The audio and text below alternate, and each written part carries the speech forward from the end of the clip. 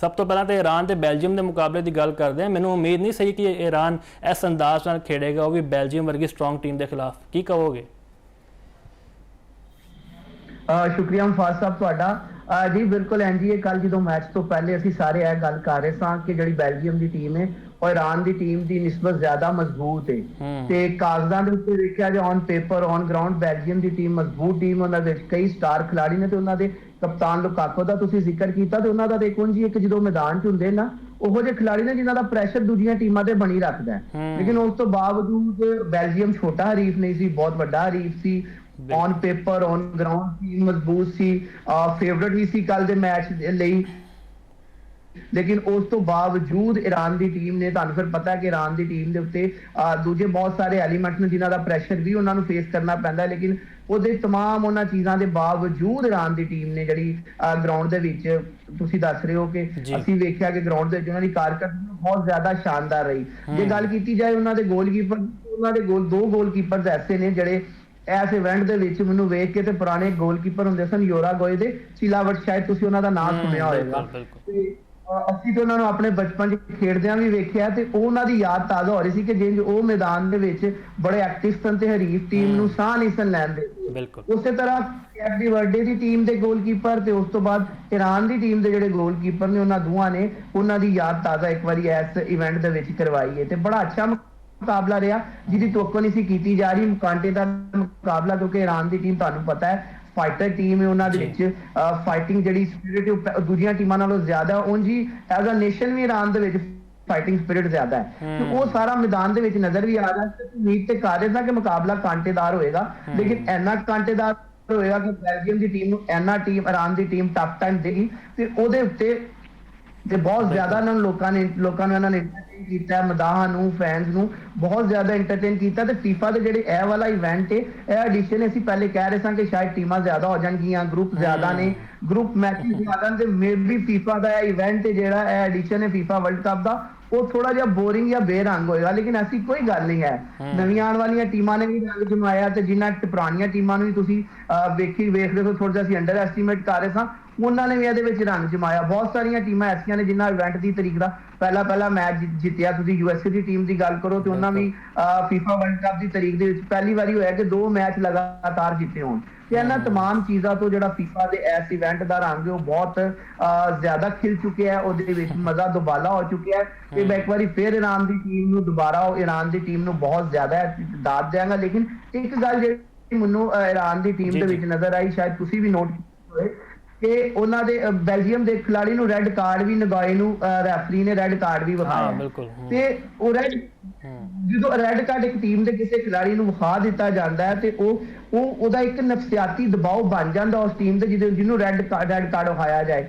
Red card ਉਂਝ ਹੀ ਹੈ ਜੇ ਕ੍ਰਿਕਟ ਦੇ ਵਿੱਚ 5 ਪੈਨਲਟੀ ਰਨ ਕਿਸੇ ਟੀਮ ਨੂੰ ਪਾ ਦਿੱਤੇ ਜਾਣ ਤੇ ਜਾਂ 5 ਪੈਨਲਟੀ ਰਨ ਪਾ ਦਿੱਤੇ ਜਾਣ ਤੇ ਟੀਮ ਜਿਸ ਤਰ੍ਹਾਂ ਪ੍ਰੈਸ਼ਰ 'ਚ ਆ ਜਾਂਦੀ ਹੈ ਨਾ, ਰੈੱਡ ਕਾਰਡ ਵੀ ਫੁੱਟਬਾਲ ਦੇ ਵਿੱਚ ਉਂਝ ਹੀ ਦੂਜੀ ਟੀਮ ਨੂੰ ਪ੍ਰੈਸ਼ਰ 'ਚ ਲੈਂਦਾ ਤੇ ਉਸ ਪ੍ਰੈਸ਼ਰ ਤੇ ਮੇਰੇ ਖਿਆਲ 'ਚ ਈਰਾਨ ਨੂੰ ਚਾਹੀਦਾ ਸੀ ਕਿ ਉਸ ਪ੍ਰੈਸ਼ਰ ਦਾ ਫਾਇਦਾ ਚੁੱਕਦੇ ਥੋੜਾ ਜਿਹਾ ਮਜ਼ੀਦ ਉਹਨਾਂ ਦੀ, ਕਿਉਂਕਿ ਡਿਫੈਂਸ ਉਹਨਾਂ ਦੀ ਬਹੁਤ ਅੱਛੀ ਸੀ। ਗੋਲਕੀਪਰ ਨੇ ਬਹੁਤ ਅੱਛਾ ਜਿਹੜਾ ਖੇਡ ਉਹ ਪੇਸ਼ ਕੀਤਾ। ਜੇ ਗੋਲਕੀਪਰ ਆਪਣੀਆਂ ਸਲਾਈਤਾਂ ਨਾ ਵਿਖਾਉਂਦੇ, ਆਪਣੀ ਸਕਿੱਲਸ, ਆਪਣੀ ਬਿਲਕੁਲ ਦੋਨੋਂ ਗੋਲਕੀਪਰ ਦੀ ਅਸੀਂ ਗੱਲ ਕਰੀਏ ਤੇ ਬੜਾ ਬਿਹਤਰ ਅੰਦਾਜ਼ ਨਾਲ ਉਹਨਾਂ ਨੇ ਗੋਲ ਬਚਾਏ ਨੇ। ਤੇ ਜਾਬਰ ਸਾਹਿਬ ਤੁਸੀਂ ਈਰਾਨ ਦੀ ਗੱਲ ਕਰਦੇ ਪਏ, ਬੜੀ ਮੁਸ਼ਕਿਲਾਤ ਦਾ ਸ਼ਿਕਾਰ ਨੇ ਤੇ ਇਹਨਾਂ ਦੇ ਜਿਹੜੇ ਫੁੱਟਬਾਲ ਦੇ ਜਿਹੜੇ ਹੈੱਡ ਕੋਚ ਨੇ ਉਹਨਾਂ ਨੇ ਬਾਕਾਇਦਾ ਤੌਰ ਤੇ ਸ਼ਿਕਾਇਤ ਲਾਤੀ ਹੈ ਫੀਫਾ ਨੂੰ ਕਿ ਸਾਨੂੰ 5-5 6-6 ਘੰਟੇ ਏਅਰਪੋਰਟ ਉੱਤੇ ਇੰਤਜ਼ਾਰ ਕਰਨਾ ਪੈਂਦਾ ਹੈ, ਨਾ ਸਾਡੇ ਕੋਲ ਕੋਈ ਯਾਨੀ ਜ਼ਬਰਦਸਤ ਫੈਸਿਲਿਟੀਜ਼ ਨੇ। ਕਿਉਂਕਿ ਤੁਹਾਨੂੰ ਪਤਾ ਹੈ USA ਤੋਂ ਫਿਰ ਮੈਕਸੀਕੋ ਵਾਪਸ ਜਾਂਦੇ, ਉੱਥੇ ਟ੍ਰੇਨਿੰਗ ਉਹਨਾਂ ਦੇ ਕੈਂਪ ਲੱਗਦੇ ਨੇ, ਫਿਰ ਜਾ ਕੇ ਦੁਬਾਰਾ ਉਹਨਾਂ ਨੂੰ ਮੈਚ ਖੇਡਣਾ ਪੈਂਦਾ ਹੈ। ਖਿਲਾੜੀ ਵੀ ਨਫਸਿਆਤੀ ਤੌਰ ਤੇ ਥੱਕ ਜਾਂਦੇ ਨੇ।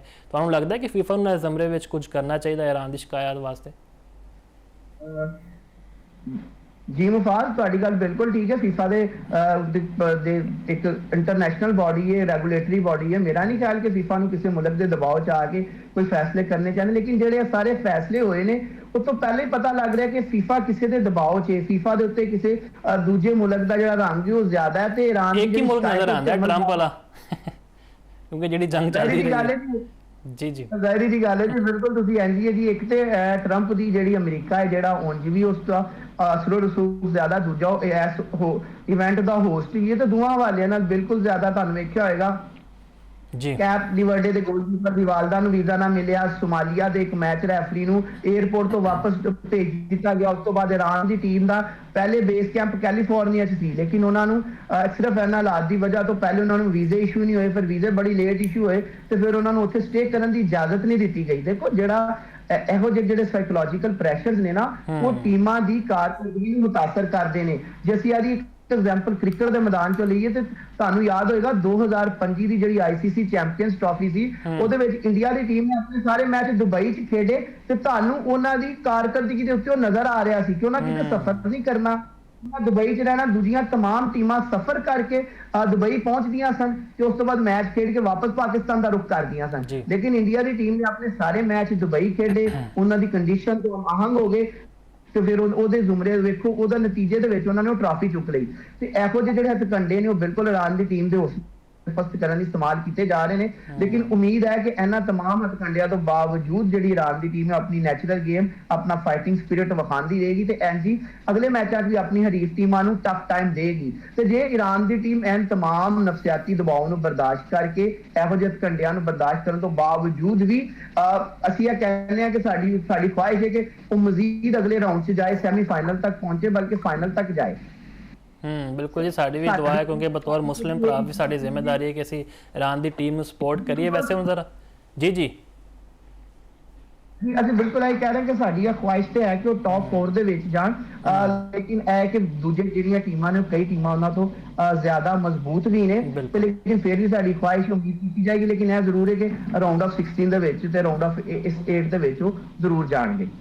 ਬਿਲਕੁਲ ਜ਼ਰੂਰ ਜਾਣਗੇ। ਜ਼ਰਾ ਆਪਣੀ ਪਸੰਦੀਦਾ ਟੀਮ ਦੀ ਵੀ ਗੱਲ ਕਰ ਲੈਂਦੇ ਹਾਂ ਜੀ। ਪੋਰਚੁਗਲ ਦੀ ਅਜੇ ਮੁਸ਼ਕਿਲਾਤ ਦਾ ਸ਼ਿਕਾਰ ਇਸ ਲਿਹਾਜ਼ ਨੇ ਕਿਉਂਕਿ ਕੋਂਗੋ ਕੋਲੋਂ ਬੜਾ ਸੈਟਬੈਕ ਸਾਨੂੰ ਲੱਭਿਆ ਕਿਉਂਕਿ ਮੈਚ ਬਰਾਬਰ ਹੋ ਗਿਆ ਸੀਗਾ, ਲੇਕਿਨ ਅਗਲਾ ਮੈਚ ਹੁਣ ਉਜ਼ਬੇਕਿਸਤਾਨ ਦੇ ਖਿਲਾਫ ਹੈ ਤੇ ਰੋਨਾਲਡੋ ਤੇ ਬੜਾ ਪ੍ਰੈਸ਼ਰ ਆ ਰਿਹਾ ਜਾਫਰ ਸਾਹਿਬ। ਜਿਵੇਂ ਮੈਸੀ ਦੇ ਫੈਨਸ ਨੇ ਇੱਕ ਤੂਫਾਨ ਚੱਕ ਲਿਆ ਸੋਸ਼ਲ ਮੀਡੀਆ ਉੱਤੇ ਕਿ ਅਸੀਂ ਤੇ 3 ਗੋਲ ਵੀ ਕਰਤੇ ਨੇ ਅਲਜੀਰੀਆ ਦੇ ਖਿਲਾਫ, ਤੁਹਾਡੇ ਕੋਲੋਂ ਤੇ 1 ਗੋਲ ਨਹੀਂ ਹੋ ਰਿਹਾ, ਤੇ ਤੁਹਾਨੂੰ ਲੱਗਦਾ ਹੈ ਕਿ ਅਗਲੇ ਮੈਚ ਵਿੱਚ ਰੋਨਾਲਡੋ ਕੁਝ ਆਪਣਾ ਐਕਸ਼ਨ ਦਿਖਾ ਸਕਣਗੇ? ਜੀ ਦੇਖਿਆ ਜਾਏ ਤੇ ਮੁਫਾਜ਼ ਤੁਹਾਡੀ ਗੱਲ ਬਿਲਕੁਲ ਦਰੁਸਤ ਹੈ। ਮੈਸੀ ਦੇ ਜਿਹੜੇ ਫੈਨਸ ਨੂੰ ਵਾਕਈ ਸੋਸ਼ਲ ਮੀਡੀਆ ਤੇ ਕਿਹੋ ਜਿਹਾ ਤੂਫਾਨ ਬਰਪਾ ਕੀਤਾ ਹੋਇਆ ਕਿ ਜਿਹਦੀ ਲਪੇਟ 'ਚ ਸਾਰੇ ਆ ਰਹੇ ਨੇ। ਕੋਈ ਕਹਿੰਦੇ ਨੇ ਜੀ ਕਿ ਅਰਜਨਟਾਈਨ ਨੇ ਕਿ 3 ਗੋਲ ਕੀਤੇ, ਹੈਟ੍ਰਿਕ ਇਵੈਂਟ ਦੀ ਪਹਿਲੀ ਮੈਸੀ ਨੇ ਕਰਤੀ ਹੈ। ਤੇ ਮੈਂ ਤੁਹਾਡੇ ਨਾਲ ਪਹਿਲੇ ਵੀ ਇਹ ਗੱਲ ਕਰ ਰਿਹਾ ਸੀ ਕਿ ਮੈਸੀ ਦੀ ਹੈਟ੍ਰਿਕ ਵੇਖ ਕੇ ਨਾ ਓਡੇ ਆਸਾਨ ਗੋਲ ਲੱਗ ਰਿਹਾ ਸੀ ਉਹਨੇ ਜਿਹੜੇ ਮੈਕਸਵੈਲ ਅਫਗਾਨਿਸਤਾਨ ਦੇ ਖਿਲਾਫ ਖਲੋ ਕੇ ਛੱਕੇ ਮਾਰ ਰਹੇ ਸਨ ਵਰਲਡ ਕੱਪ 2023 ਦੇ ਵਿੱਚ। ਉਹਨਾਂ ਦਾ ਬਿਲਕੁਲ ਤੂਫਾਨ ਚੁੱਕਾ ਹੈ। ਬਲਕਿ ਮੈਂ ਇੱਕ ਟਵੀਟ ਪੜ੍ਹ ਵੀ ਰਿਹਾ ਸੀ, ਇੱਕ ਸੋਸ਼ਲ ਮੀਡੀਆ ਦੀ ਮੈਂ ਪੋਸਟ ਪੜ੍ਹੀ ਵੀ ਸੀ, ਉਹਦੇ ਵਿੱਚ ਇੱਕ ਸਾਬਕ ਖਿਲਾੜੀ ਨੇ ਵੀ ਇਹ ਕਿਹਾ ਕਿ ਰੋਨਾਲਡੋ ਮੈਸੀ ਨਹੀਂ ਬਣ ਸਕਦੇ ਤੇ ਉਹਨਾਂ ਨੂੰ ਚਾਹੀਦਾ ਰਿਟਾਇਰਮੈਂਟ ਲੈ ਕੇ ਕਪਤਾਨੀ ਛੱਡ ਦੇਣ। ਉਹ ਇਹੋ ਜਿਹੀ ਤਨਕੀਦ ਰੋਨਾਲਡੋ ਤੇ ਹੋ ਰਹੀ ਹੈ ਇਹਨਾਂ ਮੈਚਾਂ ਤੋਂ ਬਾਅਦ। ਮੈਸੀ ਦੇ ਆਪਣੇ ਵਾਕਈ ਜੀ ਉਹਨਾਂ ਦੇ ਜਿਹੜੀ ਹੈਟ੍ਰਿਕ ਸੀ ਉਹਨੇ ਇੱਕ ਇੰਪੈਕਟ ਪਾਇਆ, ਭਾਵੇਂ ਬਿਆਕ ਉਹ ਜਿੱਡੀ ਮਰਜ਼ੀ ਆਸਾਨ ਹੈਟ੍ਰਿਕ ਸੀ, ਲੇਕਿਨ ਉਸ ਤੋਂ ਬਾਵਜੂਦ ਉਹਨਾਂ ਦਾ ਮੁਰਾਲ ਹਾਈ ਹੈ। ਡਿਫਾਈਨਿੰਗ ਚੈਂਪੀਅਨ ਵੀ ਨੇ, ਪਿਛਲੀ ਜਿਹੜਾ ਇਵੈਂਟ ਰਿਹਾ, ਪਿਛਲਾ ਐਡੀਸ਼ਨ ਰਿਹਾ FIFA ਵਰਲਡ ਕੱਪ ਦਾ, ਉਹਦੇ ਵਿੱਚ ਵੀ ਉਹਨਾਂ ਨੇ ਆਪਣੇ ਰੰਗ ਵਿਖਾਏ ਤੇ ਆਪਣੀ ਟੀਮ ਨੂੰ ਚੈਂਪੀਅਨ ਬਣਾਉਣ ਦੇ ਵਿੱਚ ਸਭ ਤੋਂ ਵੱਡਾ ਕਿਰਦਾਰ ਉਹਨਾਂ ਦਾ ਸੀ। ਤੇ ਬਿਲਕੁਲ ਰੋਨਾਲਡੋ ਵੀ ਇੱਕ ਫਾਈਟਰ ਖਿਲਾੜੀ ਨੂੰ ਬਾਉਂਸ ਬੈਕ ਕਰਨਗੇ। ਤੁਸੀਂ ਵੇਖਿਆ ਹੋਏਗਾ ਉਹਨਾਂ ਨੇ 7 ਸਾਲ ਬਾਅਦ ਅਲ ਨਸਰ ਨੂੰ ਹੀ ਟਾਈਟਲ ਜਿਤਵਾਇਆ ਤੇ ਉਮੀਦ ਕੀਤੀ ਜਾ ਸਕਦੀ ਹੈ ਕਿ ਪੁਰਤਗਾਲ ਜਿਹੜਾ ਉਹ ਟੌਪ 4 'ਚ ਜਾਏਗਾ। ਸਾਡੀਆਂ ਦੁਆਵਾਂ ਨੇ ਕਿਉਂਕਿ ਤੁਹਾਨੂੰ ਵੀ ਤੇ ਮੈਨੂੰ ਵੀ ਕ੍ਰਿਸਟੀਆਨੋ ਰੋਨਾਲਡੋ ਐਨੇ ਕੁ ਪਸੰਦ ਨੇ ਕਿ ਸਾਡੀ ਦੁਆ ਹੈ ਕਿ ਚੈਂਪੀਅਨ ਬਣਨ। ਉਹਨਾਂ ਦਾ ਜਿਹੜਾ ਆਖਰੀ ਇਵੈਂਟ ਹੈ ਉਹ ਹੋ ਸਕਦਾ ਉਹਨਾਂ ਦੇ ਕੈਰੀਅਰ ਦਾ ਆਖਰੀ ਇਵੈਂਟ ਹੈ ਜੋ ਉਹਨਾਂ ਉਮਰ ਦੇ ਜਿਸ ਹਿੱਸੇ 'ਚ ਨੇ ਜੋ ਆਪਣੇ ਕੈਰੀਅਰ ਦਾ ਅਖਤਤਾਮ ਹੈ ਜਿਹੜਾ ਉਹ ਬਤੌਰ ਚੈਂਪੀਅਨ ਕਰਨ, ਟਰਾਫੀ ਚੁੱਕ ਕੇ ਕਰਨ। ਤੇ ਉਮੀਦ ਹੈ ਕਿ ਬਿਲਕੁਲ ਅਗਲੇ ਮੈਚਾਂ ਦੇ ਵਿੱਚ ਰੋਨਾਲਡੋ ਨੇ ਉਹ ਆਪਣੀ ਟੀਮ ਨੂੰ ਬਾਉਂਸ ਬੈਕ ਕਰਾਉਣਗੇ ਤੇ ਉਮੀਦ ਵੀ ਹੈ ਤੇ ਇਨਸ਼ਾਅੱਲਾ ਤਾਲਾ ਕਰਾਉਣਗੇ। ਅਸੀਂ ਇਨਸ਼ਾਅੱਲਾ ਇਸ ਲਈ ਕਹਿ ਰਹੇ ਹਾਂ ਕਿ ਸਾਡੀਆਂ ਹਮਦਰਦੀਆਂ ਪੁਰਤਗਾਲ ਦੇ ਨਾਲ ਨੇ। ਬਿਲਕੁਲ ਇਨਸ਼ਾਅੱਲਾ ਕਹਿਣਾ ਬਣਦਾ ਵੀ ਹੈ ਕਿਉਂਕਿ ਉਹ ਆਪ ਆਪਣੀ ਪੋਸਟਾਂ ਵਿੱਚ ਵੀ ਕਰਦੇ ਨੇ ਕਿਉਂਕਿ ਸਾਊਦੀ ਅਰਬ ਦੇ ਰੰਗਾਂ ਵਿੱਚ ਉਹ ਰੰਗੇ ਹੋਏ ਨੇ।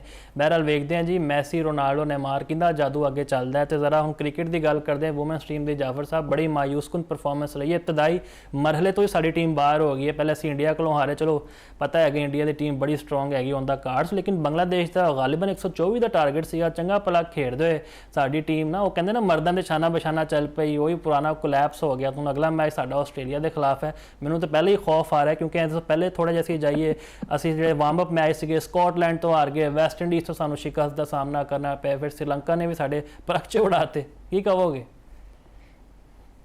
ਜੀ ਮੁਫਾਜ਼, ਪਤਾ ਕੀ ਗੱਲ ਹੈ ਕਿ ਇੱਕ ਟਾਈਮ ਹੁੰਦਾ ਸੀ ਜਾਂ ਅਸੀਂ ਸਿਰਫ ਇੱਕ ਅੱਧੀ ਟੀਮ ਨੂੰ ਹੀ ਸਮਝਨੇ ਸਾਂ ਕਿ ਮੁਸ਼ਕਲ ਹਰੀਫ ਹੈ ਤੇ ਬਾਕੀ ਤਾਂ ਅਸੀਂ ਜਿੱਤ ਜਾਵਾਂਗੇ।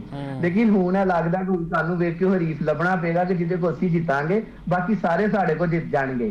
ਤੇ ਬਿਲਕੁਲ ਇੱਕ ਛੋਟਾ ਟੋਟਲ ਸੀ, ਜ਼ਿਆਦਾ ਟੋਟਲ ਨਹੀਂ ਸੀ, ਬਹੁਤ ਛੋਟਾ ਟੋਟਲ ਸੀ ਜਿਹੜਾ ਜਿਹਨੂੰ ਅਸੀਂ ਚੇਸ ਕਰ ਰਹੇ ਸਾਂ। ਤੇ ਉਹਦੇ ਉੱਤੇ ਵੀ ਤੁਸੀਂ ਵੇਖਿਆ ਹੋਏਗਾ ਕਿ ਦੂਜੀ ਵਿਕਟ ਤੱਕ ਬਹੁਤ ਅੱਛੀ ਪਾਰਟਨਰਸ਼ਿਪ ਚੱਲ ਰਹੀ ਸੀ ਤੇ ਉਸ ਤੋਂ ਬਾਅਦ ਟੀਮ ਇਸ ਤਰ੍ਹਾਂ ਕਲੈਪਸ ਹੋਈ ਕਿ ਤੀਜਾ ਚੌਥਾ ਪਲੇਅਰ, ਪੰਜਵਾਂ ਛੇਵਾਂ ਪਲੇਅਰ 2 ਓਵਰਾਂ ਦੇ ਵਿੱਚ ਤੁਹਾਡੀਆਂ 4 ਵਿਕਟਾਂ ਡਿੱਗੀਆਂ ਤੇ ਉਸ ਤੋਂ ਬਾਅਦ ਤੁਸੀਂ ਸੰਭਲ ਹੀ ਨਹੀਂ ਸਕੇ। ਤੁਹਾਡੇ ਕੋਲ ਇੱਕ ਐਡੇ ਸੀਨੀਅਰ ਖਿਲਾੜੀ ਨੇ, ਕਪਤਾਨ ਫਾਤਮਾ ਸਨਾ ਨੇ ਵੀ ਕੋਈ ਜ਼ਿੰਮੇਵਾਰੀ ਦਾ ਅਹਿਸਾਸ ਨਹੀਂ ਕੀਤਾ, ਜ਼ਿੰਮੇਵਾਰੀ ਨਹੀਂ ਨਿਭਾਈ। ਆਰੀਆ ਯੂਨਸ ਇੱਕ ਵਾਰੀ ਫੇਰ ਫਲॉप ਹੋਏ ਤੇ ਉਸ ਤੋਂ ਬਾਅਦ ਜਦੋਂ ਸਾਇਰਾ ਬੈਟਿੰਗ ਕਰਨ ਆਏ ਤੇ ਕਮਾਂਡੇਟਰ ਕਹਿ ਰਹੇ ਸਨ ਕਿ ਜੀ ਜਿਹੜੀ ਸਾਇਰਾ ਨੇ ਬੜੀ ਅੱਛੀ ਬੱਲੇਬਾਜ਼ ਨੇ ਤੇ ਜਿਹੜੇ ਕੋਚ ਨੇ ਉਹ ਡੋਮੈਸਟਿਕ ਲੈਵਲ ਤੇ ਵੀ ਤੇ ਇੰਟਰਨੈਸ਼ਨਲ ਲੈਵਲ ਤੇ ਵੀ ਜਿਹੜੇ ਕੋਚ ਨੇ ਉਹਨਾਂ ਦੇ ਮੈਦਾਨ ਨੇ ਉਹ ਸਮਝਦੇ ਨੇ ਕਿ ਸਾਇਰਾ ਇੱਕ ਅੱਛੀ ਬੈਟਰ ਹੈ ਤੇ ਸਾਇਰਾ ਨੇ ਵੀ ਬੇਤੁਕੀ ਜਿਹੀ ਹਿੱਟ ਲਾਈ ਤੇ ਆਊਟ ਹੋ ਗਏ ਉਹ ਵੀ।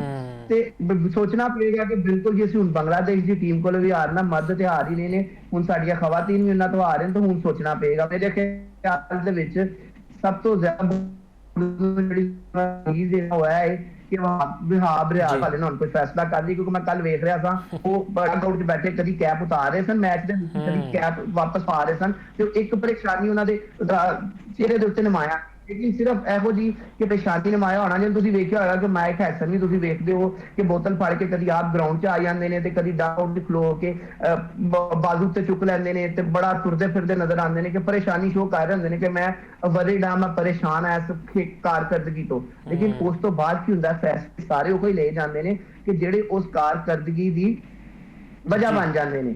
ਤੇ ਮੈਨਸ ਕ੍ਰਿਕਟ ਨੇ कहने होंगे कभी ख्वाहिश करने होंगे कि साडी वुमेन्स टीम भी मर्दानी टीम के बराबर है, ते हुण मैनूं लगदा कि साडीਆਂ ਦੋਵਾਂ ਇਸ ਤਰ੍ਹਾਂ ਕਬੂਲ ਹੋਣੇ कि कारकर्दगी च दोवें बराबर आ